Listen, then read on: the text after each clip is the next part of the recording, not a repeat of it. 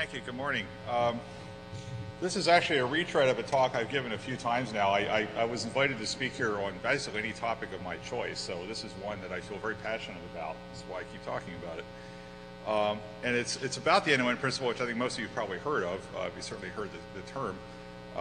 And I feel very, very strongly that this is what made the internet great in the first place. But however, it's under unprecedented threat these days, and I think we need to, when we're fighting fires in the trenches, spam and denial of service act and so forth, I think we need to step back and remember that the reason why we have these problems is because of some principles that made the internet great in the first place, and we need to try to maintain those principles as we solve these problems.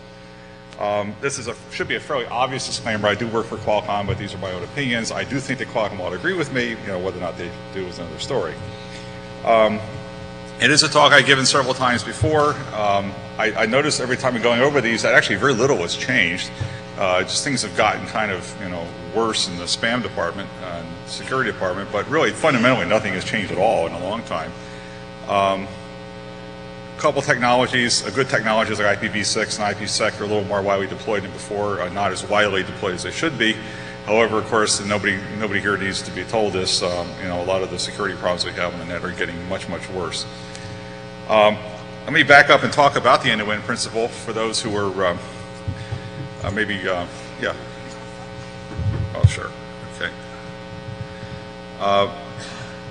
There's a paper that I do believe is the most important paper ever written about computer networking. It's the 1981 paper by Salzer, Reed, and Clark that laid out in a very, very cogent fashion just what the end-to-end principle is all about and why computer networks should follow this principle.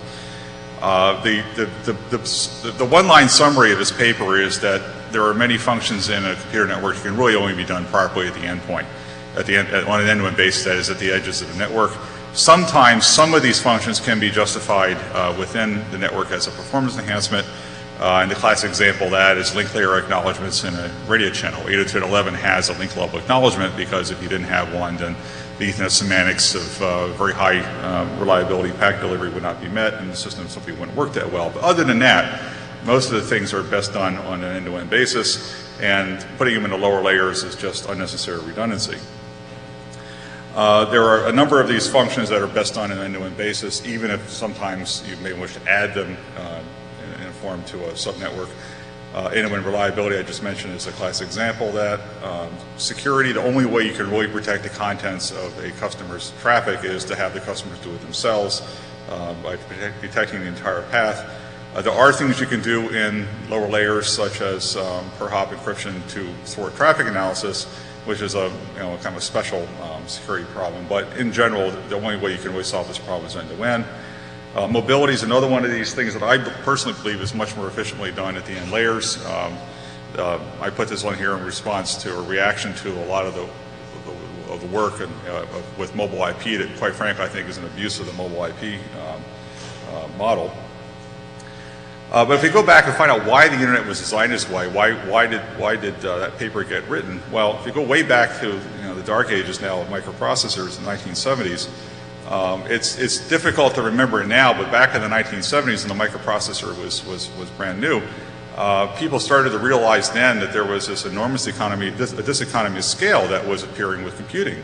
That the smaller the computer, the more efficient it was, and that was a very radical concept. The very notion that a small computer could be more powerful than a big one simply did not occur to most people back in the 1970s. You have to remember how long ago that was.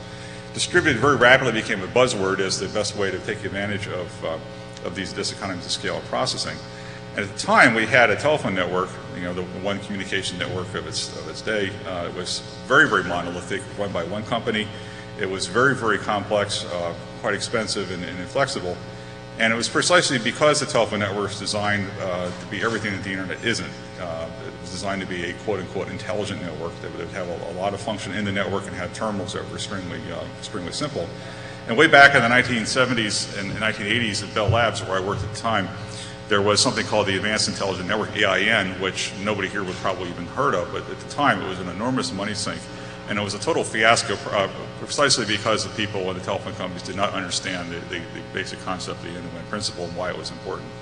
Someday, if voice over IP really does, take off. It would be sweet revenge on the telephone network and all those people back in the 1970s who tried to kill the internet when it started. Another very important thing about the end-to-end principle and where it came from was that the people who were building the internet were a very different group of people than those who built the telephone network.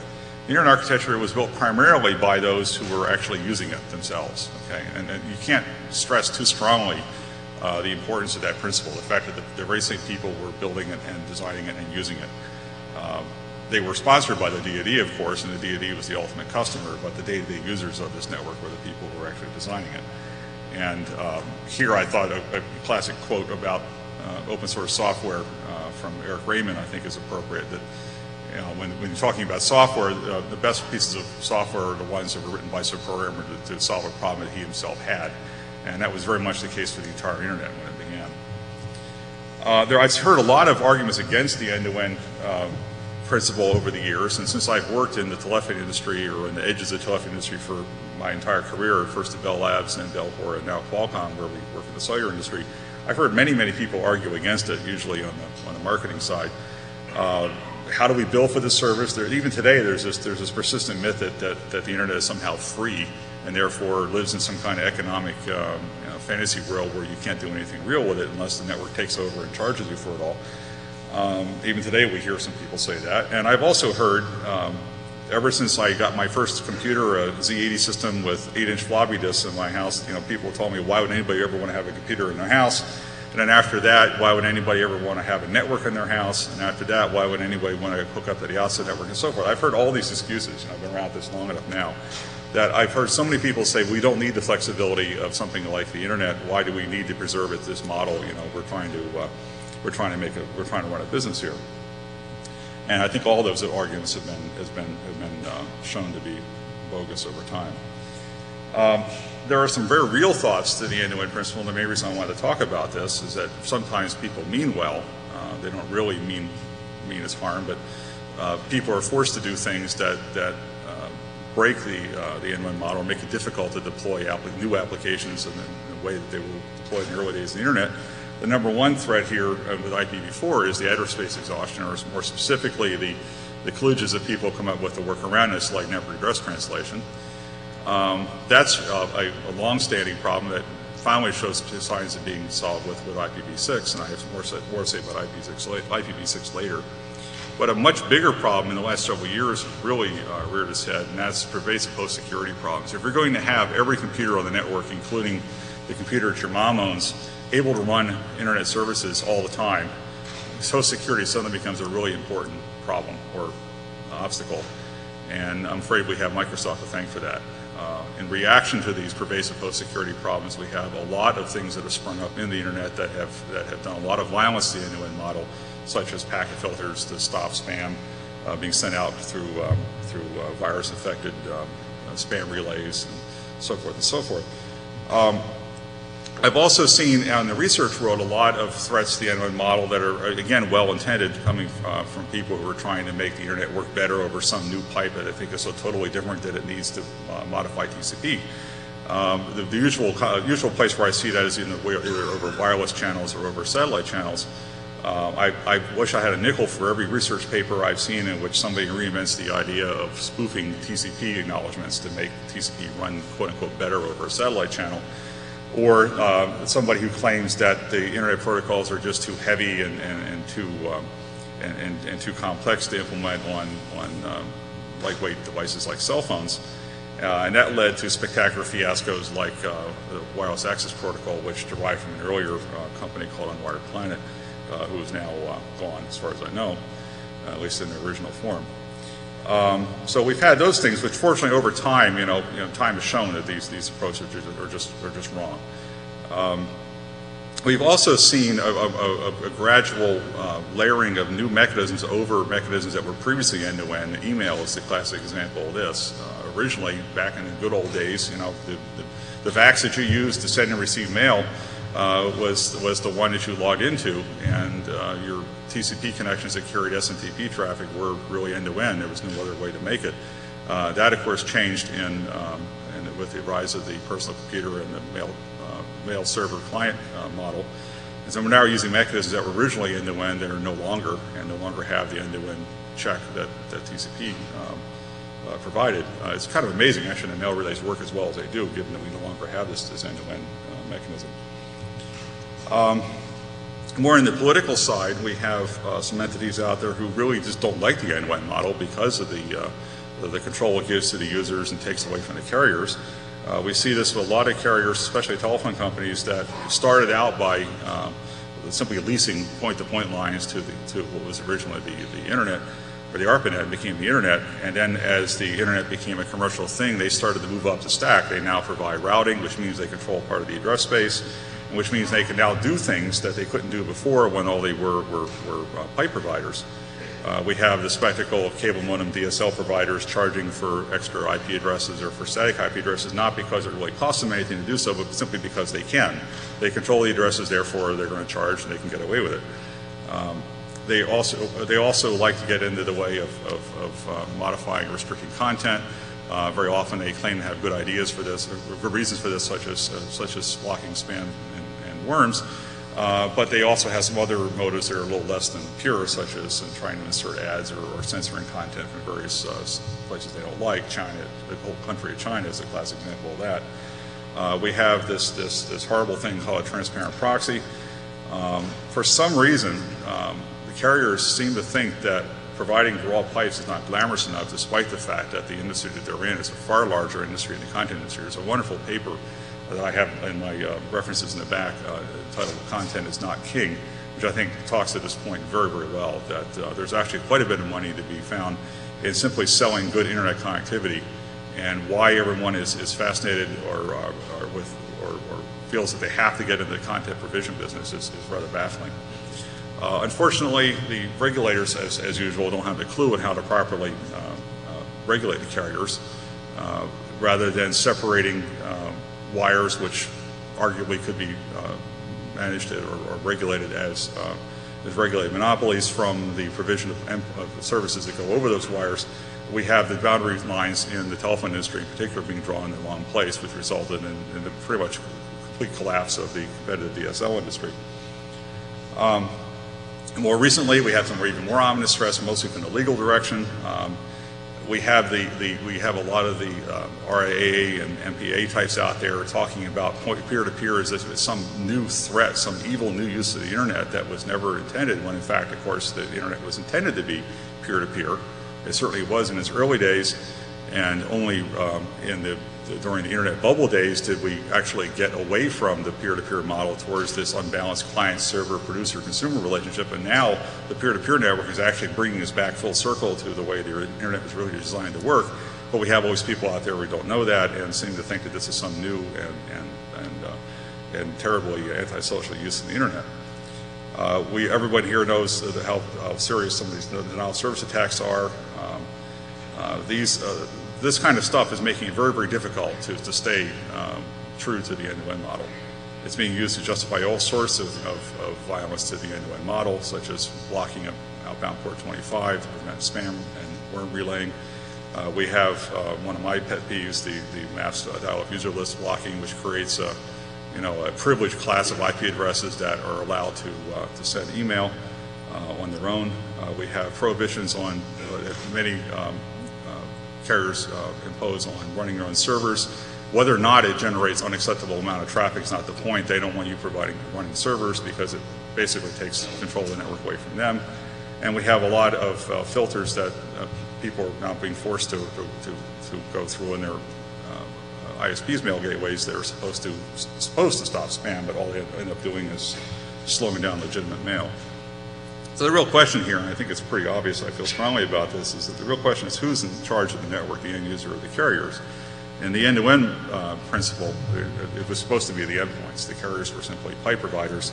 The carriers don't like that, but they really need to be put back in their place, in my opinion. We have some ways of doing this. All is not lost. There are a number of mechanisms available to the end users to defend the end-to-end model. Probably the single most important one is tunneling. IPsec is an especially good way of thwarting any restrictions on content that the carrier may place on you, because they can't discriminate on your content if they can't understand it. If all the packets are opaque to them, then it doesn't matter. They can't tell whether you're running a server or not, except perhaps by the amount of traffic you generate, which is the one legitimate thing they might might have something to say about. 6-to-4 tunneling is a relatively new form of tunneling that I also think is a very powerful way to get around some of the threats to the end-to-end model. I'll talk more about IPv6 later. There are some features that networks ought to be providing that aren't. Quality of service support in some cases is one of those features. It might be a cleaner way to differentiate service offerings. For example, a carrier might want to provide a higher rate of service, charge more for that, by providing a quality service guarantee. That's I think a perfectly reasonable thing to do, rather than having arbitrary restrictions as you see in many cable modem and DSL service offerings. Open source software, that is software that the user controls or can pay someone to do what he wants, is also another very powerful way to defend the end-to-end principle rather than relying on software that you don't control that some carrier provides or forces you to run. IPv6, I've really gotten religion on IPv6 in the last couple of years, particularly because of this one little mechanism called 6-to-4. This is meant as a transition mechanism to allow you to run IPv6 over an IPv4 infrastructure without having to modify that infrastructure. I personally have found it to be extremely useful as a way of getting around the limitations of NAT boxes when I have several servers at home and I want to be able to get into them remotely, and I want to be able to establish direct TCP connections where I'm sending UDP packets to them without having to set up a port forwarding hack on a NAT box or log into one machine and log in and hop from there. It's already the case that most operating systems on the market are dual stack. All the major operating systems, current versions, all support IPv6 and seem to do it very nicely. Windows XP, Linux, Mac OS X all support IPv6.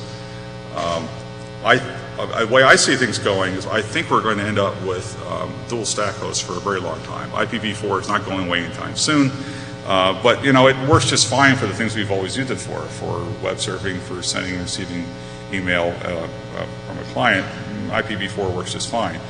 Where IPv6 is really going to become very useful is in reestablishing the peer-to-peer model of the internet and in running new applications such as voice over IP without excessive reliance on central servers. There's this persistent myth about IPv6, and I encountered this a lot at work. Since I work for Qualcomm, which is a company that makes very large numbers of cell phone chips, and we want to get internet services, IPv6 is something that's obviously very important to us because it's in fact an enabling technology. We can't do what we want to do without it. But there seems to be this pervasive belief around work that people I talk to that IPv6 is in a catch-22 situation and we can't use it until the carriers support it. And I think that couldn't be further from the truth. With 6-to-4 tunneling, you can use it right now. Only the endpoints have to support it. That's the whole idea behind tunneling. And most of the operating systems already have it, so why don't we just turn it on and start using it? And personally, I actually kind of like that my carriers don't do IPv6 natively right now, because when they do, they'll start doing all the things to IPv6 packets that they now do to IPv4, and I'd like them to wait before they do that. So the question is, will IPv6 succeed? I think a lot of it boils down to whether or not the users or or someone else controls the v6 address space. There's already some complaints about how hard it is to get v6 address blocks. However, IPv6 6-to-4 tunneling works around that in a very practical way by giving an implicit assignment to anyone who has even a single IPv4 address that is globally routable. It's not how the RFC 1918 block. It does require upgrades, but most of the important upgrades are already out there. What I'm waiting for right now is for the consumer-grade boxes, the D-Links, the Netgears, those things to implement 6-to-4 tunnels alongside NAT. I don't know of any that does it right now, but I can't wait until they do. I think that will really cause v6 to take off. It will, however, worsen host security problems. A while back, I had the opportunity to listen to some people from Microsoft talk about their v6 plans, and their plans were all around reestablishing the peer-to-peer model and running new applications on an end-to-end basis to home networks, which is all well and good until you consider the state of the security of their software, and you realize that this is going to cause some real problems unless their host security gets a lot better very quickly. So I do think, the more I think about it, and the more I watch what's going on, the security threat is probably right now the single biggest threat to the continued existence of the end-to-end model. We have many different problems that are being attacked. We have different resources that are being attacked, the eyeballs of the user or the network or the host computer. And I think it is right now the single biggest threat to the end-to-end model, simply because it's proving so difficult to fix. I've been spending a lot of time in security over the last 10 years. I got into the field not because I really like security, but because I feel like it has to be solved, or somebody else is going to solve it in a way that I don't like. So I better get in there and try to solve it the way I think it should be solved. I see many people coming up with security or alleged security fixes that are anything but, because they really aren't thinking about what the threats are and the best way to meet those threats without sacrificing the utility of the network. To this end, there is something I like to call the security placement principle, which is the notion that security mechanisms ought to be placed as close as possible to whatever it is you're protecting, which means you have to distinguish between these different kinds of attacks and what it is they're attacking. If you have an attack that is trying to take down someone's network link, that's a very different kind of attack than someone that is trying to break into a computer and read confidential data. Host attacks can only be prevented by mechanisms that are in the host, properly, that is. Some people claim to be able to do it in the network. And network attacks can only be prevented by mechanisms built into the network. Personally, I believe that humans are more valuable than machines. As far as spam blocking is concerned, I really don't care how many cycles or spam uses up on my computer, or even how much disk space it uses. What matters to me is whether I have to waste my time reading it. Humans are considerably more valuable than machines. That means I don't mind spending machine time if necessary to save my time and having to deal with it, as long as the users are still in control of whatever mechanisms are implemented in these machines. This has been one of the problems we've had so far with a lot of the ad hoc ISP mechanisms for dealing with spam and denial of service attacks. I have a little rant here about Microsoft. I think most of you probably have seen some of this stuff before. You certainly have seen, anybody who's looked at traffic statistics knows what a typical worm does to a mail server. This is my own mail server as of last August. Now, since then we've had yet another round of worms. We got MyDoom, which is, as far as I can tell, just as bad on my mail server as this one, but this was last August. These numbers are hourly rates showing the number of messages rejected to just my email address because of SoBig.F, and the numbers peak out at 20,000 an hour back in August. Okay, this can't go on. This is happening with disturbing regularity, and if this kind of stuff can't be solved, we can kiss the end-to-end model goodbye. In my own world, I'm worried much more, not so much about spam, but for what it will do to the user's eyeballs, but what it will do in the cellular network to a very limited channel resource. We have cellular networks that are operating already very, very close to the physical limits of what those channels are capable of doing, using spectrum that's rather expensive, and that makes a denial of service attack a disturbingly easy thing to do in a cellular network. If we can't solve the denial of service problem in the cellular network, we simply can't deploy the kinds of end-to-end peer-to-peer services that we would like to deploy. So in order to do that, we have to build filters in the network that have to be intelligent filters. I think that we need to work both on a long-term and a short-term fix to the problem of denial of service attacks. We need a general solution, but that's not something we're going to get overnight. But we're going to need it in the long run if we are going to restore the end-to-end model. Let's go over spam. I think most people know what Bayesian filters are. And conclude by saying that if we can't solve the security problem, we're never going to get the end-to-end model back. We will still need filtering to protect the network. Even if host security is a solved problem, we still have the problem of how to protect the network itself against denial of service attacks. Quality service mechanisms may provide some protection against denial of service attacks as sort of an inherent benefit, but we can't count on that. I think we need to build some mechanisms that are specifically designed to be deployed within the network that can deal with the denial of service attack problem. We have to do it in a more automated and efficient way than calling up in the network operators on the phone and manually typing in filters into a router firewall. And there need to be standard ways of doing this, and there need to be ways that end users can access and control without having to call up an operator on the phone. So that's it, and I have a couple of references here. These are what I think of as relevant documents, particularly the end-to-end argument paper, which is, I still think, like I said before, I think is the most important peer networking paper ever written. And this one is one I've only found actually fairly recently. I think is an excellent one that talks about, or may give you some idea of where the carriers are coming from that are trying to break the O&M model because they feel that they don't want to be selling glorified pipes. And this is a very good paper to use in response to show that you can actually make quite a bit of money selling nothing but simple, transparent pipes. So that's it, and I'll pass it back to Sue. Thank you.